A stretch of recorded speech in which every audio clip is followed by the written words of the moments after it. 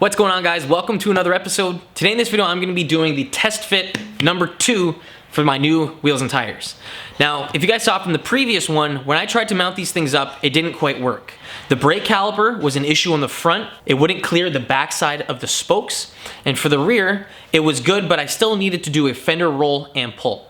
I also needed a 12mm spacer front and back to get all of that done. Now that I have those, and I have my extended ARP studs installed both front and back, I can go ahead and install these things. Now, when I was rolling the fenders, there's not really a great tutorial on how to do this, and that's because there's a mosquito flying around. That's because it's a very difficult process. Now, the front fenders are pretty simple because it's a little bit thinner of metal. So if you're just like pulling on it, you can see the fender moving. The back isn't quite like that. Because the back is a double rolled piece of steel, it's very difficult and you need a lot of heat to get it to like safely and nicely roll and pull out of your way. So the back was a pain in the ass. The front wasn't too difficult. The front, I did need to remove my fender liner to get access to the little lip part in here and so that I could pull it. Another thing that I noted was that because I have an already lowered vehicle, the way that the hub sits in proportion to the fender, there's a little bit of a difference in size here compared to stock. So the stock one, the hub is going to be lower than standard, and that's going to allow you to have enough room that you can use the roller at this setting. So the way that you use the roller is you want to have it, if this is the fender and you're rolling it, you want to have it so that the roller is first flat and you're slowly working your way up to like tuck the roller in so it's pushing on the fender. So see this here?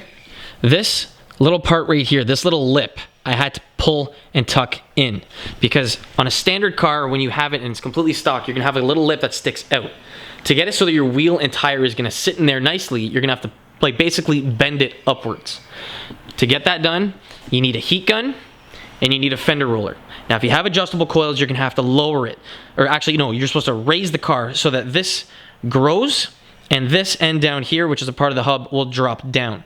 Because even look at this. This is the lowest setting for my fender roller. And I've got that much more like size that I need to drop it. So what you wanna do is you wanna get it so that the roller is straight. And when you're rolling it, you're gonna slowly, incrementally, change the angle and steepness of it until you get it so that the metal is perfectly flat up against this part here. I've got the fronts done and it's nicely rolled, and I also have the backs done. I didn't do a video only because it's a very difficult procedure. Now, if you guys want, I'll give you like a little quick tips and trick video, but I mean, that's about as far as you're gonna get with the Accord. For the front fenders, because it's like softer metal, see how I'm pushing on it and you can see it warp? That's easy because that's just a single piece of steel. If you go to like the back of almost any car, it's gonna be double rolled and it's gonna be much more difficult to roll and pull. So if you guys ever try this procedure, take your time, use a lot of heat when you're doing this, because if you don't, you might be cracking the paint on your fenders. And that's not gonna be fun getting a new fender or getting a fender repainted. So let's take this off.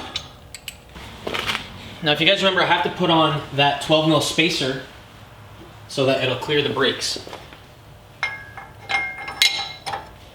There's that. Let's wiggle the wheel on.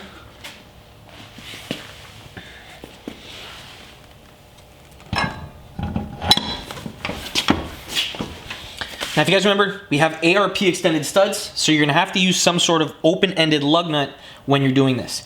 You can use a regular lug nut like this, or if you want, you can use the nicer aluminum or steel tuner lug nuts.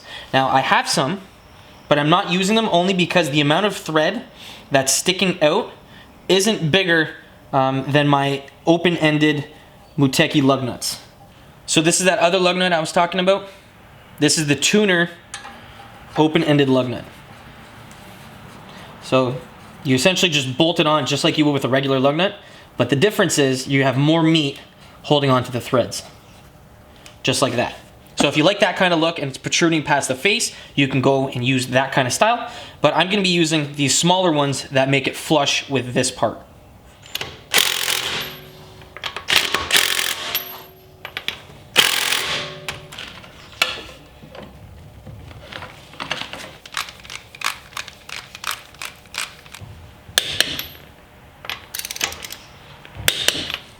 So there we have the front. That's pretty spot on if you ask me. So that's with the front rolled. Now once I put the car on the ground, it's gonna drop and settle a little bit more. But I'm first gonna go and install the new RPF one on the back. So winter wheel is off, taking the 25 mil spacer out, replacing it with the 12 mil, and then the RPF one gets slapped onto here. Here's the moment of truth.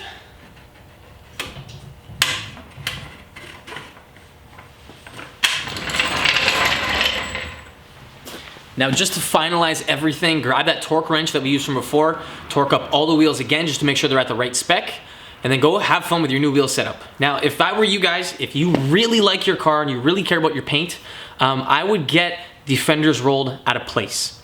I would get it professionally done.